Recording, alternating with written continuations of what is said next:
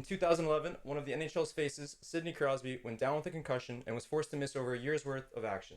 That's when his Pittsburgh Penguins teammate Evgeny Malkin stepped up and filled his shoes. Malkin went on to win the Hart Trophy for the league's MVP, leading the league in scoring without Crosby. When Crosby returned the following year, Malkin stayed with Pittsburgh. He signed a contract taking less money and won 2 more championships with Crosby by his side. So why would someone who's exemplary of all that is right in the sports world have a picture on his Instagram supporting Vladimir Putin, the current president of Russia, who has multiple allegations of corruption against him? Today I will persuade you why athletes should not express their political and social views. I'm credible to discuss this topic with you because I've extensively researched it over the past few weeks, and I've studied sports and sports news for as long as I can remember. After listening to me today, you should become smarter, as we'll discuss what an athlete can expect once they speak out. First, we'll talk about the problems at hand. Then we'll talk about their causes. Next, I will propose some of my own solutions, and finally we'll discuss what the opposition has to say. Now that you're aware that I intend to persuade you that athletes should not express their political and social views, let's discuss the problems. How many of us, when we're doing homework, mute our phones to mitigate any distractions that could get in our way? For an athlete, avoiding attention from the public eye is one of the main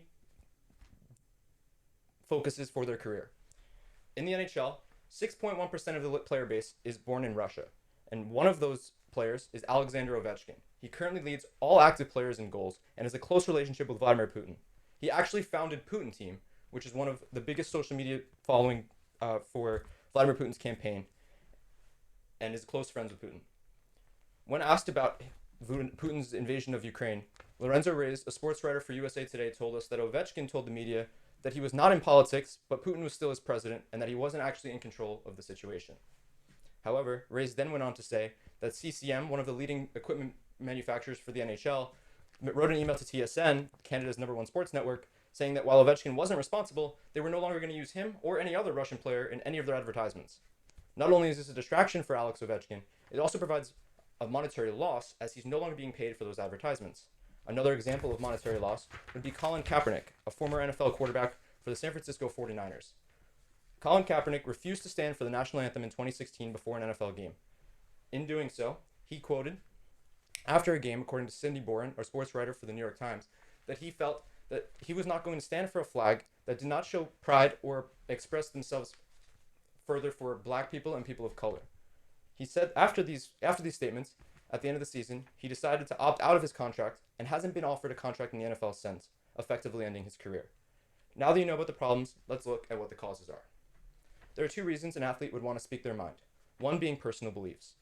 The NBA All-Star Stephen Curry and his wife Ayesha wanted to use their platform for good, and before the election in 2020, they decided to express they'd be voting for Joe Biden. They sat down and did a video on Facebook, and So Pandeb, a culture reporter for the New York Times, said that Stephen and Ayesha Curry said they'd be voting for Biden in a video with their kids. However, the media also plays a role in why an athlete would want to speak out. See, the NHL has what's called a Hockey is for Everyone initiative. In that initiative, they hope to promote inclusivity for all sorts of groups that would want to get involved in hockey but don't feel comfortable doing so. In this initiative, they have what's called a Pride Night, where every player in the league wears a LGBTQ plus community attire in warm-ups in order to spread awareness and raise money for the charity. However, last year, Ivan Provorov, a Russian-born NHL player, decided to boycott the event, starting an onslaught of other players joining him. Provorov, according to Greg Wyshynski, a hockey writer at ESPN, said that he was going to stay true to himself and his religion. While he respected everyone in their decisions, he decided not to speak out on this issue. After the media pressured him even further, he told us that he was citing a sexual identity expression ban in Russia, and that if he was to express himself further in the US, he'd be met with consequences when he returned back home. As you're now aware of the causes, let's look at some of my solutions. I'd like to utilize what's called a player association. The Major League Baseball, National Hockey League, National Basketball Association, and National Football League all have players associations or players unions in order to protect their players. The NHLPA cites that their primary role is to help players in areas such as marketing, licensing, pension, insurance, and communications. In my solution, I'd like to use this to create new branches for the Players Association to help educate players on their potential consequences for speaking out. If they were more educated, maybe they'd be able to understand what could happen to them when they open their mouths. I'd also like to use this opportunity to help fact-check players, because a lot of players in leagues end up getting drafted either right out of college or right out of high school and don't have a great view on the world yet. If they were fact-checked on what they'd be saying, at least there would be some sort of stop for misinformation. I'd also like to provide an opportunity for a players panel. Think about Colin Kaepernick. He was the only player to take a knee in that game, and he was instantly the scapegoat for the NFL. Had there been more than just him kneeling for the flag, we would have more likely seen a bigger influence and a bigger impact that it would have been made. Instead, he was boycotted. For leagues that don't have access to a players' association, such as Europe, soccer teams are not franchises of their league. Instead, they're separate entities, and they are not allowed to be forced to do things through the league. I'd like to see the clubs protect their investment in players and hire advisors to help them and become more educated. I'd also like to see a players panel instituted there as well, because I think that players overseas, not only are they younger, but they're even more impactful because they have so much more followers. Even with my proposed solutions, there's an opposing argument to be considered. One of the biggest questions I get asked is, James, what about free speech? And to me, this issue transcends free speech, because not every country has free speech.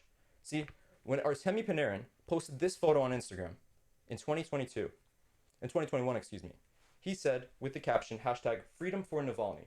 See, this photo is a picture of Alexei Navalny and his family. He's one of Vladimir Putin's biggest critics in Russia and one of his biggest political opponents. This photo was taken right before an election against Putin. Navalny was jailed in Russia on accounts of fraud and contempt of court. Panarin thoroughly believed that this was a political agenda against Navalny to stop him from running against Putin.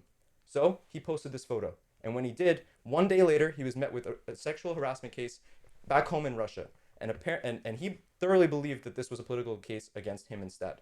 So Artemi Panarin was forced to take a leave of absence from the NHL. And according to Emily Kaplan, a hockey writer for ESPN, the Rangers immediately submitted a claim saying that Artemi both denied the case, he also felt it was fabricated and a political agenda against him for speaking out. Does this sound like freedom of speech to you? Having addressed the opposition, I can now recap what I've spoken about here today. I persuaded you that athletes should not express their social and political views to protect themselves from danger, monetary loss, and distractions. First, we discussed the problems. Then we talked about the causes of those problems. Next, I provided some of my own solutions. And finally, we talked about what my opposition has to say. Behind this camera right now is a 3-foot-tall sticker of Evgeny Malkin skating the puck up the ice.